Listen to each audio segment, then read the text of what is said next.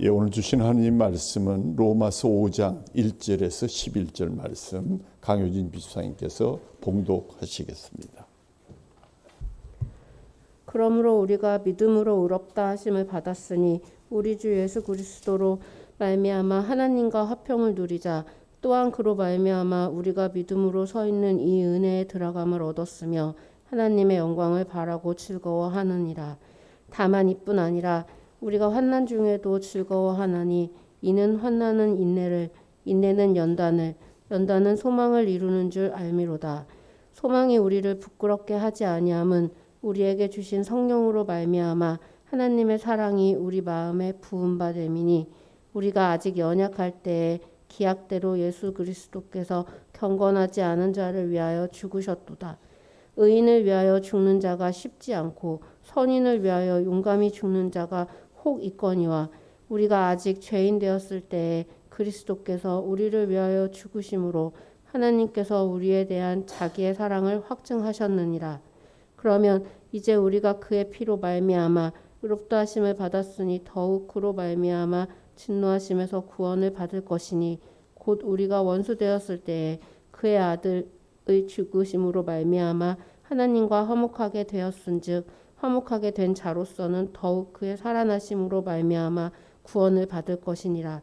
그뿐 아니라 이제 우리로 화목하게 하신 우리 주 예수 그리스도로 말미암아 하나님 안에서 또한 즐거워하느니라. 아멘. 예, 한 주간도 평안하셨습니까? 오늘 우리가 본문을 읽으면서 로마서 하면 좀 딱딱하고 우리가 이해하기 어려운 것이다, 이런 선입견도 가지게 되고, 실제로 읽다 보면 깊은 어떤 심연에 빠진 듯한 그런 느낌을 받을 때가 있습니다. 오늘 우리 말씀의 처음도 그러므로 우리가 믿음으로 의롭다함을 받았으니 우리 주 예수 그리스도로 말미암아 하나님과 화평을 누리자. 또한 그로 말미암아 우리가 믿음으로 서 있는 이 은혜에 들어감을 얻었으며 하나님의 영광을 바라고 즐거워하느니라.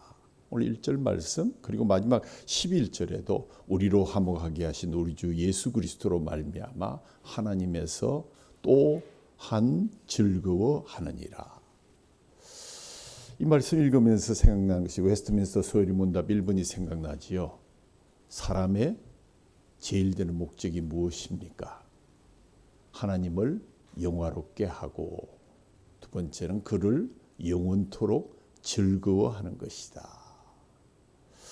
그렇습니다. 우리가 처음 이 요리문답을 배울 때는 하나님을 즐거워한다는 것이 좀 망령된 표현이 아닐까, 그런 생각을 했는데, 온전히 주님께 의지하고 그로 말미암아 하나님 안에서 또한 하나님을 즐거워하는 것은 성도의 삶의 목적이다, 그렇게 얘기할 수 있습니다. 오늘 그러므로, 영어로 말하는 therefore, 이런 말은 왜 그랬을까? 바로 그 앞에 나오는 이제 5장 앞에 나온 4장의 결론을 가지고 이제 새로운 한 봉우리를 넘어서서 그러므로 이렇게 말씀하는 것입니다. 4장 마지막 말미에 보면 그에게 의로 여겨졌다 기록된 것은 아브라함만 위한 것이 아니요 의로 여기심을 받을 우리도 위함이니 곧 예수 우리 주를 죽은 자 가운데서 살리신 이를 믿는 자니라. 예수는 우리가 범한 죄 그 때문에 내줌이 되고 또한 우리를 의롭다 하시기 위하여 살아나셨느니라. 그리고 나서 오늘 방금 읽은 2절이 계속되고 계속 9절에서 11절까지를 우리가 오늘 봉독했습니다. 일주일 동안, 아니 그 전에도 이 본문을 늘 공부하고 묵상하다가 이런 생각해 봤습니다. 만약 바울이 결혼을 했다면, 그리고 바울이 그의 부인에게 여보, 내가 이제 로마의 교인들에게 편지를 썼는데 이거 한번 읽어보시고 어떻는지 당신 생각을 좀 말해 주시오. 바울의 아내가 처음 꾹 참고 읽다가 4장까지 읽고 나서 편지를 돌려주면서 바울에게 얘기합니다. 여보, 이 편지 안 보내는 게 좋을 것 같아요. 제발 보내지 마세요. 아니 무슨 뜻이에요?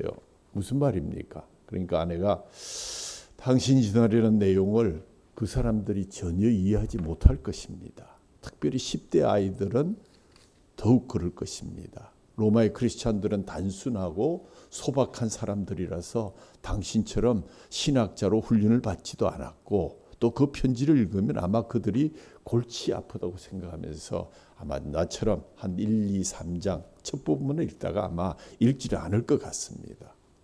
예를 들면 의롭다함을 받는다, 의롭게 하다, 이런 용어들을 어떻게 그들이 이해하겠습니까? 당신과 평생을 산 나도 모르는데 그 사람들이 어떻게 알겠습니까? 내가 당신이라면 편지를 다시 쓰겠습니다. 전문적인 용어 싹 없애버리고 할아버지, 할머니, 아저씨, 아주머니, 10대 청소년들 잘 알아듣도록 그렇게 쓰면 얼마나 좋을 것입니까? 그리고 이 편지를 후대 사람들이 읽으면서 마침 한 2000년이 지난 오늘 우리가 읽으면서 투덜거리는데 그 사람들 투덜거리면서 뭐라 그러겠습니까? 어쨌든 바울은 아내가 없었고 아마 아내가 있었어도 그 고집대로 그대로 편지를 보냈을 것 같습니다. 바울이 결혼을 했지만 가상적인 아내의 말이 맞습니다. 왜냐하면 로마서를 읽는다는 것은 결코 쉬운 일이 아니거든요. 침대에 누워서 소설이나 수필을 읽는 것 또는 요즘처럼 들려주는 어떤 스토리를 듣는 것과는 전혀 다릅니다. 로마서는 아마 고봉이 가득한 히말리아 산맥과도 같다. 이렇게 신학자들이 평가를 하죠. 그렇다고 모두를 산은 아니다. 한 봉우리 지나가면 높은 봉우리가 이 5장, 4장 들어가면서 5장, 또 나중에 12장, 마지막 이렇게 몇 개의 산봉우리를 넘어야 하지만 그런데 우리의 산이 오를 때 그렇지 않습니까? 처음 오를 때는 이야기의 꽃을 피워가면서 뭐 그냥 노래도 부르고 이렇게 시작하는데 시간이 흐르면서 숨이 차고 또 발이 도무지 떨어지지 않게 되자 한두 사람씩 낙오하기 시작합니다. 길을 쓰고 오르는 사람들의 얼굴도 많이 일그러져서 대화를 찾을 수가 없습니다. 누군가 건드리면 탁 터질 것 같은 짜증뿐인 것 같습니다. 그러나 젖먹은 힘을 다해서 올랐습니다. 마침내 정상에 이르렀더니 그 정상에서 내려다 보니까 결코 볼 수 없는 파노라마 같은 대장관이 펼쳐지는 것. 와! 거기서 나온 오늘 연결되는 그러므로라는 그러한 감탄사를 여러분 기억하면서 이 말씀을 읽으면 좋겠습니다. 이 봉우리의 정상에서 볼 때 오늘 성경 주보 3면에도 나와 있지만 세 가지 때를 표시하고 있음을 발견하게 됩니다. 첫 번째는 우리가 아직 연약할 때 그리스도께서 경건하지 않은 자를 위하여 죽으셨다. 계속해서 그리스도께서 죽으셨다는 계속 나옵니다. 두 번째는 우리가 아직 죄인 되었을 때 그리스도께서 우리를 죽으셨도다. 우리를 위해서 죽으셨도다. 세 번째는 우리가 아직 원수 되었을 때 그의 아들의 죽으심으로 말미암아 우리가 화목하게 되었도다 하는 죽음 이후의 화목을 설명하고 있습니다. 그러고 보면 오늘 이 말씀이야말로 어떤 복음의 정결한 맑은 물과도 같은 것입니다. 순수한 상태의 은혜의 복음이다. 왜? 우리가 죄인 되었을 때 그분이 죽으심으로, 우리가 원수 되었을 때 그 아들이 죽으심으로, 또 우리가 연약할 때 경건하지 못한 우리를 위해서 그가 죽으심으로 우리가 하나님과 화목하게 되었습니다 하는 것이 오늘 5장의 봉우리에서 우리에게 펼쳐주시는 말씀입니다. 반복적으로 그리스도의 조금에 대해서 언급하시면서 그 복음의 중앙에 십자가가 있습니다. 이처럼 복음의 중심에는 그리스도의 죽으심이 있습니다. 만일 그리스도께서 우리를 위해서 죽지 않으셨더라면 우리는 하나님과 결코 평화를 누릴 수가 없었을 것입니다. 우리는 아직도 하나님과 전쟁 중이었을 것입니다. 여러분, 삼진아웃제라는 얘기를 들어보셨습니까? 야구에서 이제 스트라이크 3번 맞으면 결국 다 아웃이 되죠. 그런데 이것이 이제 사회법에 적용이 되면서 삼진아웃법, 소위 미국에서부터 시작된데 쓰리 스트라이크 아웃이라고 그러는데 범죄를 퇴치하기 위한 슬로건으로 처음에 적용이 된 것입니다. 예를 들어서 정과이범이 또 더 끔찍한 범행을 질렀을 때 유죄 판결을 받으면 최고 종신형까지 취할 수 있도록 법에 예외 규정을 두자. 그래서 이러한 사람들은 사회로부터 완전히 격리시켜서 우리 사회를 범죄로부터 보호하자. 그러한 취지로 시작되었습니다. 우리나라도 이제 만취 운전을 하거나 어떤 법을 어기면 두 번째 되면 가중이 되고 세 번째 되면 아주 높아지는 그러한 것을 적용하고 있습니다. 어떤 사람이 같은 죄를 계속 짓거나 이전보다 더 악한 죄를 짓는 것은 결코 용납할 수 없는 일이 분명하기 때문입니다. 그런데 이 법을 적용함에 있어서 상당한 부작용이 발견됐습니다. 물론 시간이 처음에 중범이 상당히 줄어든 것은 사실이지만 시간이 지나면서 점점 더 그 줄어든 정도도 약해지고 더 중요한 것은 무력으로 행하는 또는 악한 자들의 극악범이 아닌 마약범 또는 생활범죄자들 이러한 장기수 장발장들이 엄청나게 양산되었다. 이 법 때문에. 그래서 이 대표적인 사례로 이러한 것들을 우리가 생각하면서 이 법이 적용되는 것을 신중하게 해야 될 것 아니겠는가 하는 그런 반론도 있습니다. 그럼에도 불구하고 우리 사회를 범죄로부터 지켜야 되겠다는 많은 다수의 그 의견으로 인해서 이 법이 지금도 집행되어 있고 어떤 곳에는 3스트라이크가 아니라 2스트라이크면 그냥 아웃을 시키는 종신형을 주는 그러한 미국의 주도 있습니다. 그런데 세상이 이러한 법을 더 엄격하게 적용해서 법으로부터 아예 담을 쌓도록 만들고 그 사람들을 아웃시키는 그런 세상의 법에 관계없이 오히려 이 법을 거꾸로 적용하시는 분이 계시니 그분이 바로 하나님이십니다.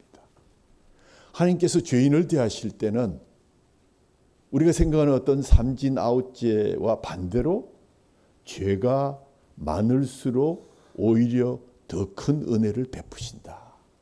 로마서 5장 10절 죄가 더한 곳에 은혜가 넘칩니다. 반삼진 아웃죄의 기상천외한 원칙을 표명하신 분이 하나님이십니다. 세상에 그 어느 누구도 행할 수 없었던 아니 생각조차 할 수 없었던 역발상으로 무조건적인 용서와 한없는 사죄의 법이 우리 눈앞에 현실적으로 실현된 것은 바로 예수 그리스도께서 우리를 위하여 십자가를 지심으로 시작되었습니다. 사도 바울은 본문 8절 하반절에서 하나님께서 우리에 대한 자기의 사랑을 확증하셨다고 보충 설명했습니다. 어떻게 그렇게 확증하셨습니까? 이 말 앞에 그리스도께서 우리를 위하여 죽으심으로 주님이 우리에 대한 사랑을 확신하고 공표하셨다. 하나님께서는 당신의 아들 예수 그리스도를 이 세상에 보내시고 아무 죄도 없으신 그를 우리 대신 우리 삼진 아웃되어 있는 그래서 희망이 없는 종신형에 처해진 우리를 대신하여 죽게 하심으로 우리에 대한 당신의 사랑을 확증하셨다는 것이 오늘 말씀의 요지입니다. 우리 인간이 죄의 삼진을 저지르는 중에도 사망의 아웃을 선언하는 대신에 오히려 베풀어 주시는 예수 그리스도의 십자가의 삼중의 은혜로 인해서 우리가 오늘 이 자리에서 예배하고 있고 예수 그리스도의 십자가를 통해서 하나님의 은혜를 계속 나타내고 계시면 우리에게 큰 기쁜 소식이 아닐 수가 없습니다.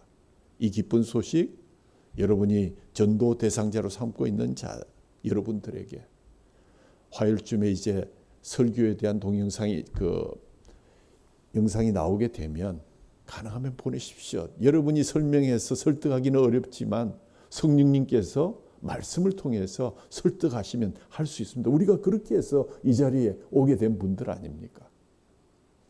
하나님을 작게 만들지 마시고 하나님에게 무한한 기회를 한번 베풀어 보시기 바랍니다. 자, 그러면 세 번의 기회, 세 번의 때에 하나님이 예수 그리스도가 죽으심으로 우리에게 사랑을 확증하신 이 세 가지 사건. 첫 번째는 아직 연약할 때 기약대로, 6절 말씀에 보면 우리가 아직 연약할 때 기약대로 그리스도께서 경건치 않은 자들, 우리를 위해서 죽으셨다, 이렇게 기록하고 있습니다. 여기에서 연약하다 하면 육체적으로 힘이 없다든가 무슨 병이 들어서 골골한다, 그런 얘기 아니라 영적인 무능력의 상태를 지적하는 것입니다. 물론 사람이 자신의 지식이나 건강이나 재력이나 능력으로 할 수 있는 일도 있습니다. 하지만 적어도 구원의 문제에 있어서 하나님은 우리에게 어떤 능력도 허락지 않으셨고 우리는 완전히 무능력한 자로 하나님 앞에 설 수밖에 없습니다. 에덴 동산에서의 타락 이후에 사람은 본성적으로 원죄 상태에서 태어났기 때문에 죄에 대해서 무엇을 어떻게 해보려는 그러한 도리도 없으며 사실은 어떻게 해보겠다는 그러한 시도조차도 의지조차도 없는 그러한 인간이었습니다. 6절 하반절에 경건치 않은 자라는 말이 그것이 바로 완전히 타락한 사람, 전적으로 무능력한 상태에 빠진 인간에게서 나타날 수밖에 없는 현실이 바로 경건치 않은 자다.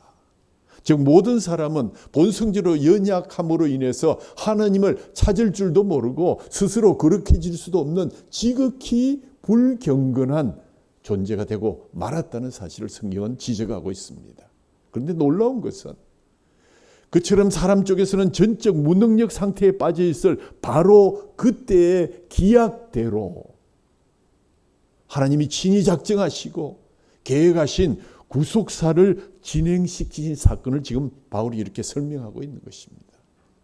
하나님의 구속사는 그리스도께서 경건치 않은 자를 위하여 죽으심으로 그 최고의 정점을 이루게 된 것이다.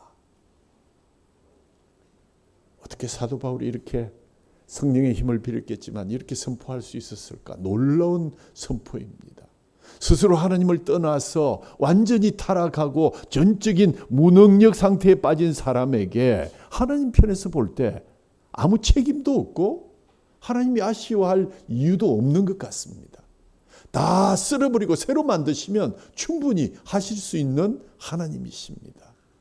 그럼에도 불구하고 우리보다 훨씬 머리가 좋으신 하나님께서는 그런 불경건한 인간을 위해서 오히려 대신 죽어주시겠다고 스스로 작정하시고 약속하시고 그 플랜대로 기약대로 예수 그리스도를 보내셔서 우리를 대신하여 죽게 하셨습니다.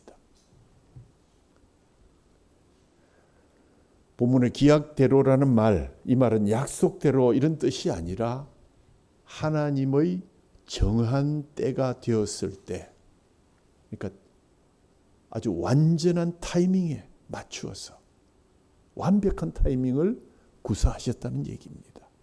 타락한 인간이 스스로 자신을 구할 힘도 없고 그저 죽을 길밖에 남지 않았던 바로 그때 정확하게 하나님은 예수님 십자가의 대속의 사역을 예정대로 일으키셨다는 것입니다.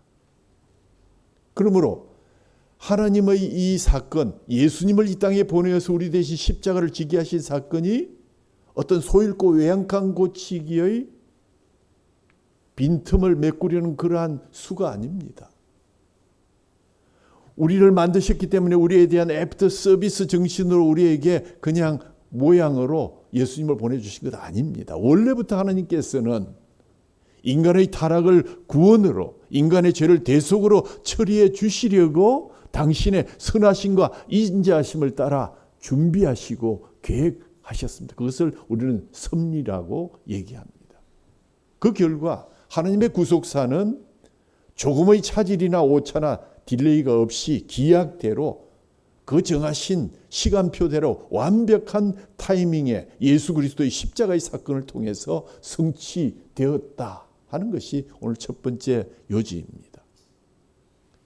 그렇게 성자 하나님께서 인간을 위해서 대신 죽으신다고 하면 그래도 좀 경건하게 살려 하든지 그래도 좀 뭔가 가망성이라도 보이는 남보다 비교적 더 거룩하게 하는 사람을 골라서 죽으셔야 할 것 같은데 우리 예수님께서는 오히려 스스로 구원이나 성화가 전혀 불가능한 경건치 않은 삼진의 죄로 탈락이 확정된 저와 여러분들을 대신해서 죽어 주셨습니다. 참으로 신기하고 놀라운 하나님의 뜻과 역사가 기약대로 이루어졌음을 늘 기억하셔야 합니다. 우리가 완전한 연약에 빠져서 가장 저속하고 저질의 인생을 살고 있을 그때 마땅한 사망 선고 대신에 오히려 예수 그리스도를 통해서 구속사를 기약대로 시행하심으로 인해서 하나님의 놀라운 은혜가 우리에게 임했음을 다시 한번 기억하고 주님을 계속 찬양하고 감사하는 저와 여러분 되기를 주님의 이름으로 축원합니다. 두 번째, 7절과 8절에 보면 더 놀라운 사건, 우리가 아직 죄인이 되어 있을 때 의인을 위하여 죽는 자가 쉽지 않고 선인을 위하여 용감히 죽는 자가 혹이 있거니와. 이 세상의 얘기입니다. 그러나 우리가 아직 죄인 되었을 때 그리스도께서 우리를 위하여 죽으심으로 하나님께서 우리에게 대한 자기의 사랑을 확증하셨느니라. 다른 사람을 위해서 대신 죽는 것, 인간 사회에서도 전혀 없진 않지만 지극히 드문 일입니다. 또한 그처럼 남을 위해서 용감히 죽는 희생을 한다면 최소한 그 죽음이 의인을 위해서 또 선인을 위해서 될 때 의미가 있고 빛이 되고 기념이 될 것입니다. 이 인간 사회에서 대의를 위하여 용감히 자기 목숨을 바치는 일, 정의와 선을 위해서 자신의 생명을 희생하는 고귀한 일, 칭송을 받으면서도 현실적으로 매우 드문 일입니다. 하지만 예수 그리스도의 대속적인 죽음은 그런 죽음들과는 근본적으로 질이 다른 것입니다. 왜 그렇습니까? 예수님께서는 우리가 아직 죄인 되었을 때 우리를 위해서 죽으신 죽음이기 때문입니다. 죄가 무엇입니까? 선을 알고도 행하지 않는 것, 또 죄를 행하려고 시도조차 하지 않는 것, 믿음으로조차 하지 않는 모든 행위가 다 죄입니다. 그러므로 우리 모두는 죄인입니다. 근데 그 중에 가장 큰 죄가 무엇인가? 하나님을 알지 못하는 죄가 가장 큰 죄입니다.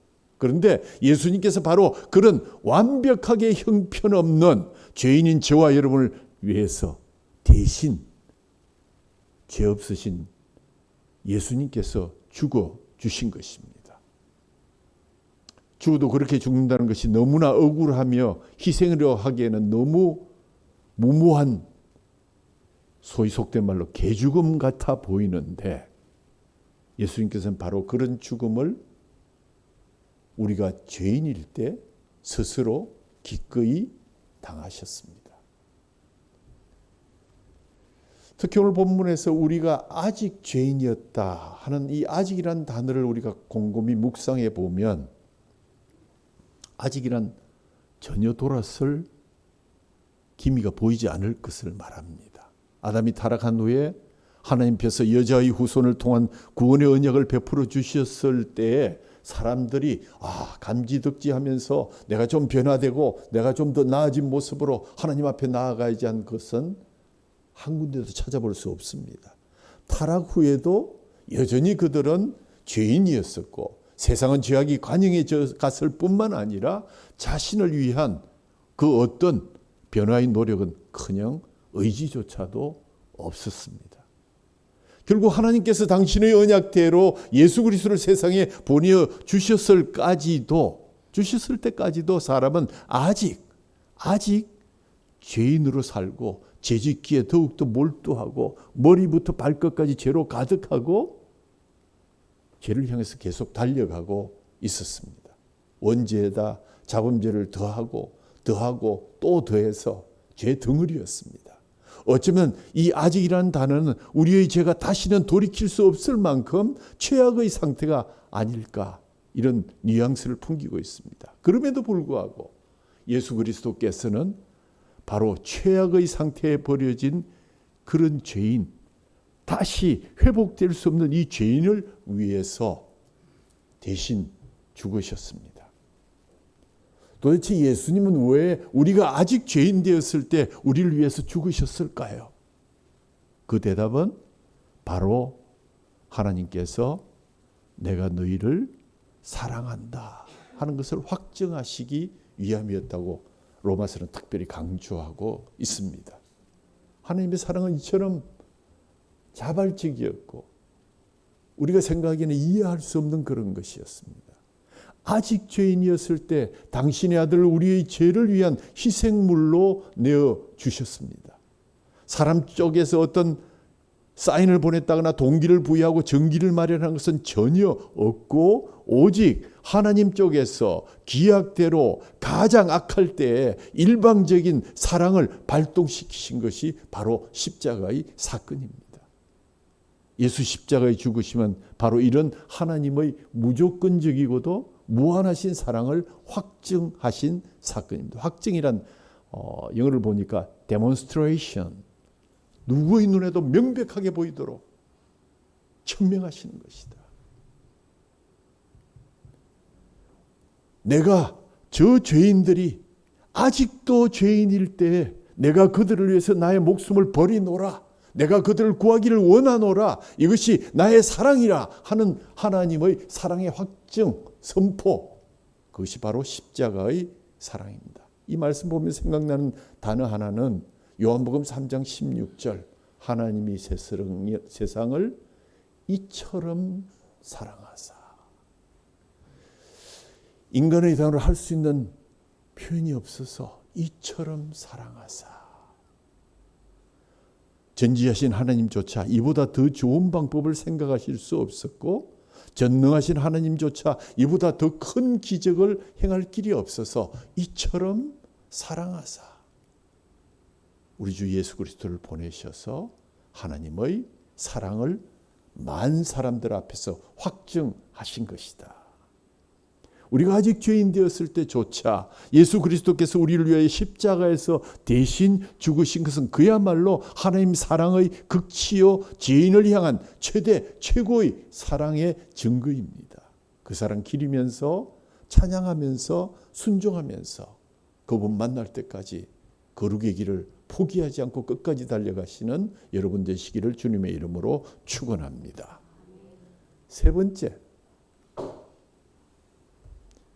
작정하고 하나님의 원수가 되었을 때 9절에서 11절에 보면 그러면 이제 우리가 그 피로 인하여 의롭다 하심을 얻었은즉 더욱 그로 말미암아 진노하심에서 구원을 얻을 것이니 곧 우리가 원수 되었을 때 그 아들의 죽으심으로 말미암아 하나님으로 더불어 화목되었은즉 화목된 자로서는 더욱 그의 살으심을 인하여 구원을 얻을 것이니라. 이뿐 아니라 이제 우리로 화목을 얻게 하신 우리 주 예수 그리스도로 말미암아 하나님 안에서 또한 즐거워하느니라.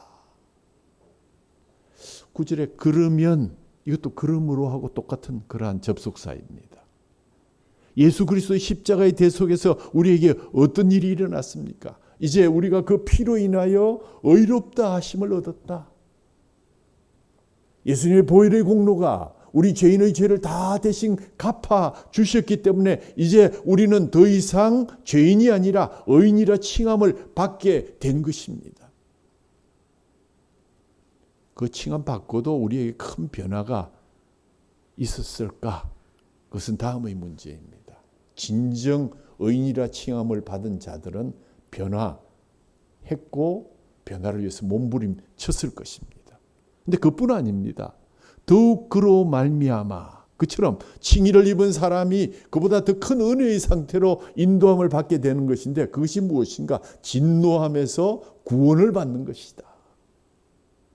원래 죄인에게는 오로지 하나님의 진노가 있을 뿐인데 또한 마땅한 일이기도 했습니다. 하지만 이제는 그것이 완전히 해결되고 죄인이었던 사람이 더 이상 진노의 대상이 되지 않고 오직 구원을 얻게 된 자로 확정된 것입니다. 그런데 이 과정 역시 순전히 하나님의 편에서 하나님의 계획 아래 일방적인 하나님의 주도적인 역사 때문에 이루어졌다는 사실을 우리는 잠시도 잊어서는 아니 될 것입니다. 예수님께서 죄인을 위하여 십자가에서 죽으신 후에도 우리 인간 쪽에서 바뀐 것 거의 없습니다. 아무 반성도 회개도 없었고 부끄러움조차 느끼지 못하고 있었습니다. 그런데 그 정도로 끝난 것이 아니라 더욱 악화 일로를 긋고 있었다는 표현은 10절에 우리가 하나님의 원수가 되었을 때, 이건 또 앞에 연약할 때, 경건치 못할 때 그거하고 또 다릅니다. 우리가 자의적으로 고의적으로 하나님하고 맞서는 맞짱 뜨는 원수가 되었다. 친구가 되기에 부족한 정도가 아니라 가장 어려운 관계, 매사에 극과 극으로 반대쪽에서 대립하며 서로를 극렬히 미워하는 적대 관계에 있는 사람이 되었다. 세상적으로 반드시 내가 경멸해서 없애야 될 대상이 되고 말았다. 이것이 바로 우리의 현주소요. 가장 최악의 상태를 표현하는 것이라고 생각됩니다. 사람은 좀 연약해서 불경건하고 하나님의 기준대로 살지 못하는 죄인 정도를 훨씬 뛰어넘어서 아예 하나님을 정면으로 반항하고 거역하고 적대하는 모습을 나타내고 다른 신들을 섬기면서 후한무치하게, 얼굴이 두껍고 부끄러움이 없다는 뜻이죠. 뻔뻔스럽고 부끄러움 모르는 사람 죽이려면 죽여봐라, 배째라 하는 속된 말이 여기서 나온 것 아닐까 생각됩니다. 만약에 여러분이 하나님의 입장이라면 어떻게 하시겠습니까? 당신을 배반하고 타락에 빠진 자들에게 오히려 구원의 언약을 베풀어 주시고 여전히 죄 가운데 살고 있는 자들에게 당신의 한없는 사랑을 확증하기 위해서 그 아들, 외아들을 보내주셨는데 조금도 나아진 것이 없을 뿐만 아니라 피조물 주제에, 죄인 주제에 감히 하나님 앞에 원수처럼 여기는 자들 버티고 서서 죽여라, 한번 붙자. 삼진아웃에 레드카드를 꺼내서 이들을 지구로부터 쓸어내야 되는 것이 마땅하지 않습니까? 구제 가망이 전무한 사람들. 그런데 하나님께서 어떻게 하셨습니까? 저와 여러분이 하나님의 원수가 되었을 때 그 다음 글을 읽어보니까 그 아들의 죽으심으로 말미암아 하나님으로 더불어 화목하게 만들어 주셨습니다. 화목이란 문자 그대로 싸움 후에 서로 화해하는 것이, 모든 것을 다 틀고 용서해 주는 것입니다. 저 적대 관계를 단번이 깨끗이 소멸시키고 어깨동무하는 친구가 되자는 것입니다. 그 방법이 그 아들의 죽으심으로 말미암아. 원수와 화목가 싫고 먼저 손을 내밀어 주시는 것만 해도 보통 일이 아닌데 그 화목을 완전히 합법적으로 틀림없이 성사시키기 위해서 당신의 독생자를 십자가에서 죽게 하셨다. 나중에는 그 십자가에서 그를 살리셔서 부활을 공유하게 하시는 하나님이셨다. 전적 무능력에 빠진 인간에게 구원의 길이 열리고 완전히 타락한 죄인에게 진노 대신에 칭의가 베풀어 줄 수가 있었기 때문에 하나님 편에서 일방적으로 베풀어 주신 하나님의 아들의 죽으심으로 인해서 하나님과 화목된 자는 더욱 그의 살아심으로 인해서, 그의 살아심이란 예수의 부활로 인해서 부활의 구원을 얻게 될 것이라고 말씀했습니다. 이것은 예수 십자가를 믿는 성도는 예수님의 부활로서 보장된 구원, 그리스도의 부활을 공유하는 구원을 얻게 될 것임을 천명한 것입니다. 그런데 말고 또 복이 있네요. 이뿐 아니라 또 무슨 복을 더 주시겠다는 말씀입니까? 이 정도만 해도 뭐 충분할 것 같은데. 그 예수 십자가 때문에 우리에게는 점점 더 좋은 일, 더 복스러운 일이 계속 쌓이게 될 터인데 그 중에 바로 예수 그리스도로 말미암아 하나님 안에서 또한 즐거워하는 것이다. 누군가 그랬죠. 예수 믿는 사람들의 표징, joy, joy and joy. 왜요? 죽었던 자가 살아났고 예수 그리스도께서 우리를 죄를 도말하시고 우리를 의인 삼아 주셨고 영생을 약속하셨고 천국을 준비하시고 영생으로 인도하는 거룩함의 길, 성화의 길을 허락해 주셨는데 그보다 더 기쁨, 이 기쁨을 소멸시킬 수 있는 세상의 문제가 무엇이 있는가? 즉 사람은 하나님을 영화롭게 하고 영원토록 그를 즐거워하는 존재일 수밖에 없다는 것을 반증하는 얘기입니다. 얼마나 놀랍고 감동적인 이야기입니까? 연약한 인간을 불쌍히 여겨 자비를 베풀어 주시는 것 정도는 사람이라 해도 가능할 수 있습니다. 선인이나 의인을 위해서 자기 희생을 감수하는 것도 매우 드물기는 하지만 가끔 볼 수도 있습니다. 하지만 원수를 위해서 대신 죽는 것은 사람으로서는 도저히 불가능한 일입니다.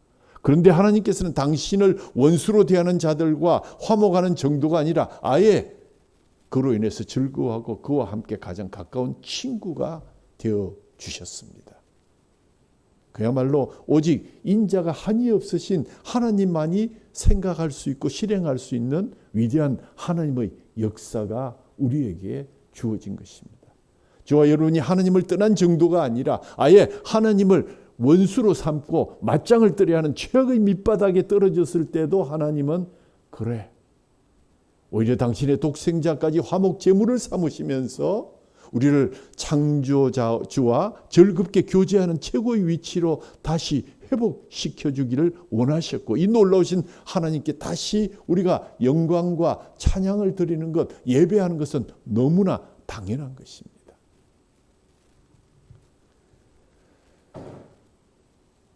결론을 말씀드립니다. 오늘 결론은 좀 깁니다. 오늘 세 구절은 반복적으로 그리스도의 죽음에 대해서 언급했습니다. 우리가 아직 연약할 때, 우리가 아직 죄인이었을 때, 우리가 고의로 하나님과 원수되어 서 있었을 때 예수 그리스도께서 기약대로 그분의 뜻대로 우리를 위해서 죽으셨다고 전하고 있습니다.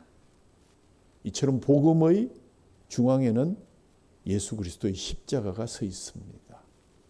이처럼 복음의 중앙에는 예수 그리스도의 죽으심이 있습니다. 이처럼 복음의 중심에는 하나님께서 우리에 대한 사랑을 확증하신 십자가의 사건이 있음을 꼭 기억해야 할 것입니다. 근데 바울이 묻습니다. 하나님과의 평화가 십자가에 달려 있다면 왜 유대인들과 헬라인들이 그 십자가를 저렇게 배척하는 것인가? 오늘 우리도 묻습니다. 십자가가 하나님과의 평화를 가져온다면 왜 오늘날 많은 사람들이, 우리 이웃들이 이 십자가를 거절하는 것일까? 이 중대한 질문에 대한 정직한 답변을 드리자면 십자가는 우리가 너무나 당연시 여기는 우리의 존엄성을 빼앗아가기 때문입니다. 쉽게 얘기하면 십자가는 우리를 하나님 앞에 흉악범으로 세우기 때문입니다. 내가 흉악범이라고?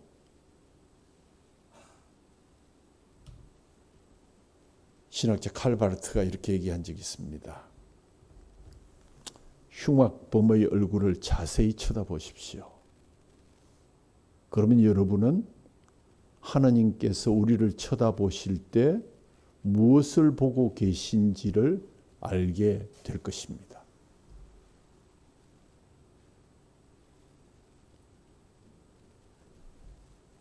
흉악범이 더 흉악한 사진이 있지만 그것 아니라도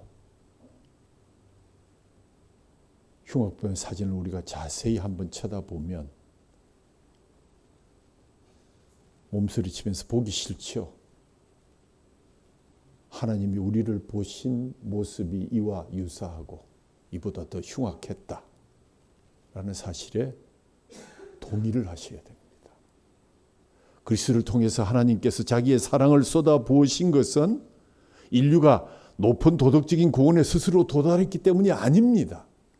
하나님께서 그리스도를 십자가에 매달려 죽게 하신 것은 사랑을 주면 그만큼 돌려받을 수 있는 그러한 보장이 있었기 때문 전혀 아닙니다. 이와는 반대로 하나님의 사랑이 가장 분명하게 드러났을 때는 사람들이 하나님께 대항하여 고집스럽게 대들고 반역할 때였습니다. 우리가 하나님의 원수가 되었을 때 그의 아들의 죽으심으로 말미암아 우리가 하나님과 화해하게 되기까지 우리가 그 흉악범을 보는 이 시선으로 그는 우리를 보고 계셨습니다. 만일 그리스도께서 우리를 위해서 죽지 않으시더라면 우리는 결코 하나님과 평화를 이룰 수가 없었고 우리는 아직도 하나님과 전쟁 중일 것입니다. 저 여러분 모두는 단 한 명의 예도 없이 다 경건치 않은 자요 죄인이요 하나님과 원수된 자입니다. 십자가의 메시지는 사람들의 도덕적 자존감에 대한 일격입니다. 당신들은 도덕적 자존감이 있는 그럴듯한 사람들이 아닙니다. 당신들은 범죄자요 흉악범들입니다. 그리스도가 십자가를 지신 이유는 바로 당신들 때문이었습니다. 그러나 그들은 그리스도께서 그들을 위해서 죽어야만 했다는 소리 너무너무 듣기 싫었습니다. 자기들의 자존심을 상하게 하는 사건이었기 때문입니다. 그리스도께서 나의 죄 때문에 돌아가셨다. 그리스도께서 죽이셨기 때문에 우리가 하나님과 평화를 누리게 되었다는 말 너무너무 듣기 싫었습니다. 여러분도 오늘 이 설교 이제 그만하고 주님의 만찬 예식으로 넘어가시지요 하는 생각이 드십니까? 오늘 목사님이 좀 오버하고 흥분한 것 같습니까? 기독교가 직면한 가장 심각한 위협은 무신론도 아니요 세속적인 인본주의도 아닙니다. 기독교가 직면한 가장 심각한 위협은 축소된 기독교, 할인된 기독교, 싸구려 기독교, 편안한 기독교, 그것이 바로 우리의 가장 아킬레스건입니다. 인간의 자존감의 종교로 기독교를 전락시킨 사람들이 바로 우리들입니다. 기독교는 사람의 자존감을 높여주고 지켜세우는 종교 정도로만 알려지게 됐습니다. 그래서 괜찮은 교회 나가서 적당하게 교제하면 천국 간다. 천만의 말씀입니다. 십자가를 제거한 기독교가 어떻게 기독교가 될 수가 있겠습니까? 십자가 없이도 품위 있게 살아갈 수 있는 고등 종교에게 사람들이 몰릴 때 그곳에 구원이 있겠습니까? 그들이 과연 이 흉악범의 얼굴을 보고 저것이 하나님이 나를 보시는 그 얼굴이라고 인정할 수 있겠습니까? 십자가의 복음은 우리의 그 알량한 도덕적 자존감을 내려놓지 않는 한, 우리의 가장 절박한 궁핍은 하나님 앞에서 우리의 죄책이라는 것을 인정하지 않는 한, 그리스도를 우리의 가장 절실한 피난처로 삼지 않는 한, 하나님 여전히 우리를 대항하실 것이요 우리와 싸우실 것이라고 선언합니다. 왜요? 구원해야 될 자를 끝까지 구원하셔야 되기 때문입니다. 십자가 없는 값싼 종교인 앞에서 단호하게 벗어나라고, 흉악범을 바라보라고 오늘 여러분을 초청했습니다. 어찌하면 좋겠습니까? 찬송가 305장 다 같이 부르십니다. 승찬을 받기 전에 주님의 이 초청, 흉악범의 얼굴을 바라보면서 너희 얼굴을 연상하라는 주님의 초청에 완전히 동의하면서 아멘으로 화답할 수 있기를 원하면서 우리 찬송가 305장, 예수님이 십자가에서 달리셨으니 그 십자가의 형상으로 우리 305장을 부르는데 3절은 반주 없이 우리가 같이 부르도록 하겠습니다. 찬송가 305장 같이 부릅니다. 다 같이 십자가의 형태를 가지시고 같이 불러주시기 바랍니다.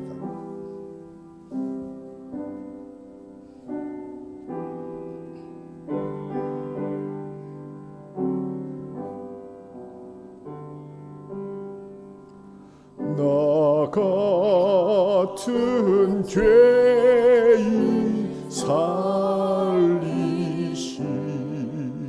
주은혜 놀라워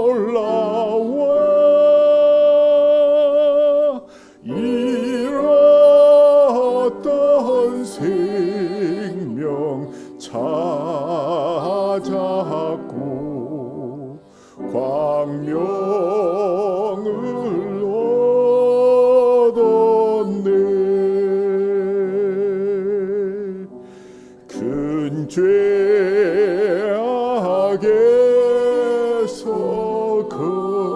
건지신 주은혜 고마워. 나 처음 믿은 그 시간 귀하고 귀하다.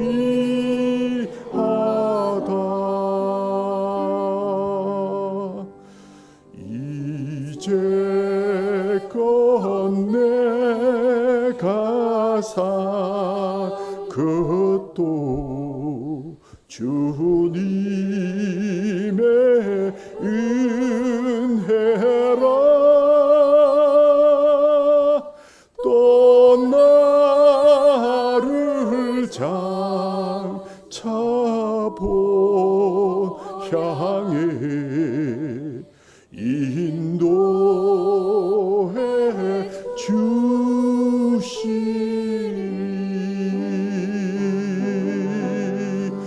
거기서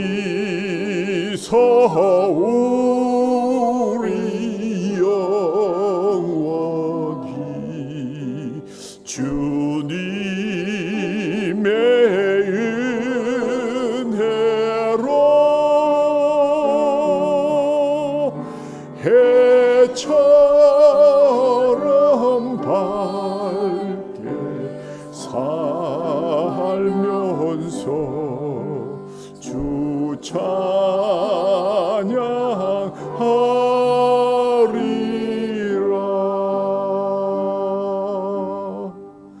아멘.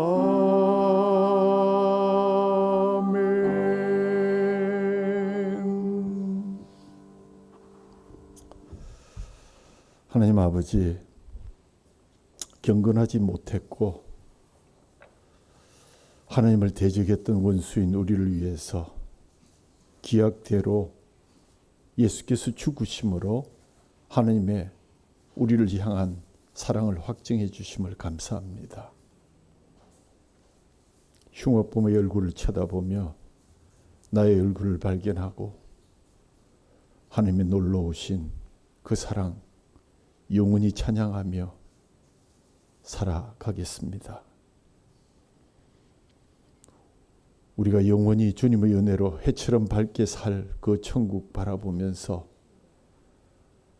날마다 말씀과 기도로 거룩해지는 삶을 살기를 소원할 때 우리의 연약함을 보지 마시고 성령님 우리를 인도하사 이미 부어주신 사랑의 확증 감사해서 결단하고 용기를 내어서 이웃들과 손에 손을 잡고 끝까지 천국문을 향해서 달려가는 귀한 주의 백성들 되게 하여 주시옵소서. 인자의 살을 먹지 아니하고 인자의 피를 마시지 아니하면 우리 속에 생명이 없다 하셨고, 주님의 살을 먹고 주님의 피를 마시는 자는 영생을 가졌고 마지막 날에 내가 그를 살리시겠다고 약속하셨사오니 그 약속 따라 오늘도 참된 양식이요 참된 음료를 저희들이 먹고 마십니다. 먼저 우리 자신들을 돌아보고 회개할 것 회개하게 하시며, 하나님 정말 이것이 연약한 지체들에게 큰 효험이 있어서 천국을 맛보고 주님의 보혈이 함께 안수하는 시간 되게 하여 주옵소서. 우리 주 예수 그리스도 이름으로 감사하며 기도하옵나이다. 아멘.